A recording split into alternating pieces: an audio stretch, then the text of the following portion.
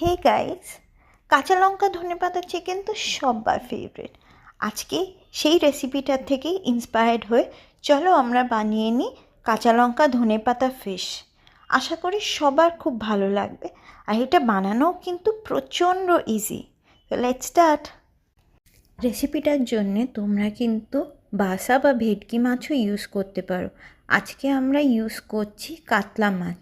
শুরুতেই মাছগুলো ম্যারিনেট করে দিতে হবে স্বাদ মতো নুন, জিরে গুঁড়ো আর অনেকটা পরিমাণে সর্ষের তেল দিয়ে। তারপরে সরিয়ে রাখতে হবে সাইডে প্রায় 15 থেকে 20 মিনিট মতো। এবার আমরা গ্রেভির জন্য পেস্ট বানিয়ে নেব ধনেপাতা, কাঁচা লঙ্কা, আদা, পেঁয়াজ, রসুন আর টমেটো দিয়ে। এর পরের স্টেপে কড়াইতে সর্ষের তেল গরম করে ম্যারিনেশন করে রাখা মাছগুলো আমরা সর্ষের তেলে এক এক করে ভেজে নেব। এবার ওই একই কড়াইতে শুকনো লঙ্কা, গোটা এলাচ আর দালচিনি নিয়ে একটু নাড়াচাড়া করে নেব।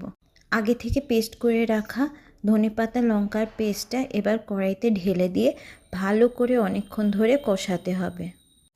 এবার একটা পাত্রে ধনে গুঁড়ো, জিরে গুঁড়ো একটু জলে গুলে নিয়ে মিশিয়ে দেব আমাদের ওই ধনেপাতা কাঁচা লঙ্কা পেস্টটার মধ্যে। তারপর ঢাকা দিয়ে দেব কিছুক্ষণের জন্যে। এবারে মশলাটা ভালো করে কষে যাওয়ার পর তার মধ্যে একে একে দিয়ে দেব পরিমাণ মতো নুন আর সামান্য একটু চিনি মশলাটাকে ব্যালেন্স করার জন্যে।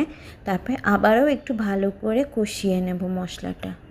এটা ভালো করে কষিয়ে নেওয়ার পর কড়াইতে ঢেলে দেব পরিমাণ মতো আগে থেকে করে রাখা গরম জল। তারপর একে একে ওর মধ্যে মাছগুলো রেখে দিয়ে ঢাকা দিয়ে দেব ফোটানোর জন্যে।